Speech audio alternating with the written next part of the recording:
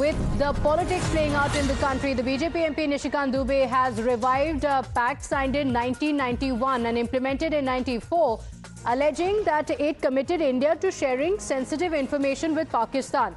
Now, the BJP MP has called it a serious concern and has said, was this agreement an act of treason? That's the question that he has asked, accusing the Congress party of appeasing a Pakistan-centric vote bank and demanding Rahul Gandhi break silence on the same. The BJP has in fact now made this old pact the new flashpoint in the political battlefield. This is the pact that has been put out by the BJP, with BJP's Nishikant Dubey saying that this pact that was signed in 1991 is an act of treason, saying that this pact makes it incumbent upon India to reveal sensitive information to Pakistan.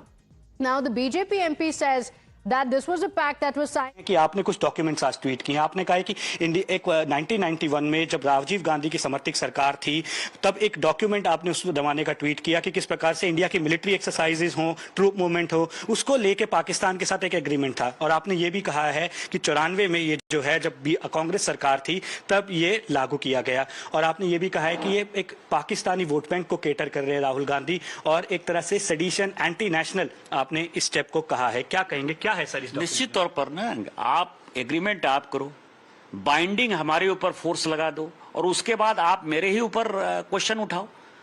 आज ये जो 1991 का agreement है, जो 94 में implement किया नरसिंह राव की सरकार ने, वो क्या कहता है कि आप किसी प्रकार की कोई एक्सरसाइज करोगे, मिलिट्री एक्सरसाइज करोगे, ट्रूप की मूवमेंट करोगे, एयरफोर्स की करोगे, नेवी की करोगे, आर्मी की करोगे, आपको 15 दिन पहले जो है उसकी जानकारी दे देनी है। तो आपने ये देशद्रोह नहीं किया। आप जो है क्यों जानकारी दोगे, किस प्रकार की जानकारी दोगे, काहे जानकारी दोगे? तो जिस तरह के एग्रीमेंट कांग्रेस करती आई है, जैसे सिंधु जल समझौता है, वर्ल्ड बैंक के दबाव में आपने कर दिया, हमारा पानी, जो हमारे किसानों को पानी नहीं मिल रहा है, उनको खेती का पानी नहीं है, पीने का पानी नहीं है, आपने उसके एग्रीमेंट कर दिया। आज हम जो है उसको केवल सस्पेंड कर पाए ना, हम उसको यदि कैंसिल करना है तो कैंसिल करने के लिए लाखों चने जमाने पड़ेंगे। पूरी दुनिया जो है आज ग्लोबल वर्ल्ड में, पूरी दुनिया एक दूसरे के साथ दिखाई देती है। इस तरह के नेहरू लियाकत पैक्ट कर दिया, जो वक्फ कानून जो आपको दिखाई दे रहा है, नेहरू लियाकत पैक्ट के आधार पर जो है वो आगे बढ़ा। आप एग्रीमेंट कर लो, आप इस देश में समस्या पैदा कर लो, और उसके बाद आप हमारे ऊपर क्वेश्चन करो। मेरा ये मानना है कि जो एग्रीमेंट कांग्रेस ने किया, ये कांग्रेस का जो एग्रीमेंट है, ये देशद्रोह है। और मुझे लगता है कि कांग्रेस पार्टी को खुद अपने गिरेबान में झांकना चाहिए कि उनके ऊपर देशद्रोह का कानून लागू होता है कि नहीं होगा। सर, आपने ये भी कहा कि एक तरह से, जैसे आपने देशद्रोह की बात की, आपने कहा ये एंटी नेशनल स्टेप था।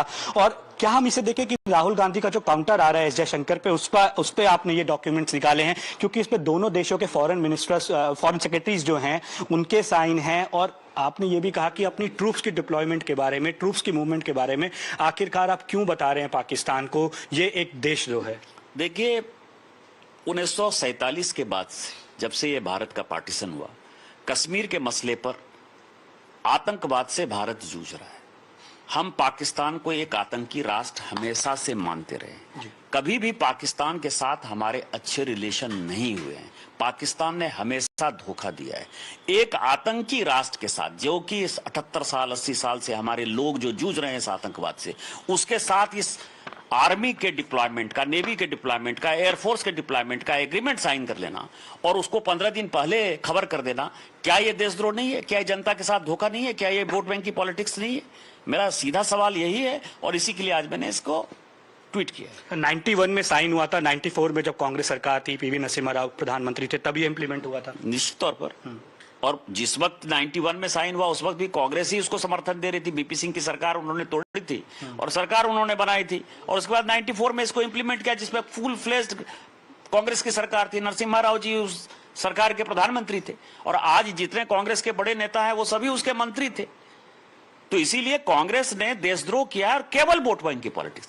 उनको मुस्लिम वोट बैंक चाहिए, और मुस्लिम में भी उनको पाकिस्तानी मुस्लिम वोट बैंक चाहिए, उनको बांग्लादेशी मुस्लिम वोट बैंक चाहिए, क्योंकि जिनका कोई अता पता नहीं है, जिनको ये पता है कि हमारा देश नहीं है, हम किसी के रहमो करम पर जिंदा हैं, तो जब वो वोट करने जाएंगे तो कांग्रेस को वोट करेंगे। यही उनकी राजनीति है। सर, आपने कहा कि पाकिस्तानी जो वोट बैंक है, मुस्लिम वोट बैंक का, उसको केटर कर रहे हैं। कहना क्या चाह रहे हैं, इसका मतलब क्या है? आखिरकार एक अपीसमेंट पॉलिटिक्स का तो इल्जाम भारतीय जनता पार्टी, कांग्रेस पार्टी राहुल गांधी पे लगाती है, लेकिन ये जो आप कह रहे हैं कि पाकिस्तानी जो वोट बैंक है उसको केटर कर रही है, उसका कारण ये है ना कि जो आ रहे हैं लोग, जी। जैसे हम बांग्लादेशी घुसपैठिए से जूझ रहे, झारखंड में बड़ी समस्या, झारखंड में नहीं, बिहार में भी बड़ी समस्या, बंगाल में भी बड़ी समस्या। बंगाल अभी चुनाव चलिए, आप चाहे हमारे साथ मालदा, मुर्शिदाबाद, कलियाचक चलिए, आप देखेंगे अभी भी जो अभी मुर्शिदाबाद की घटना में आ रहा है कि टीएमसी के लोगों ने सपोर्ट किया, तो बांग्लादेशी लोगों ने इन्हें किया ना।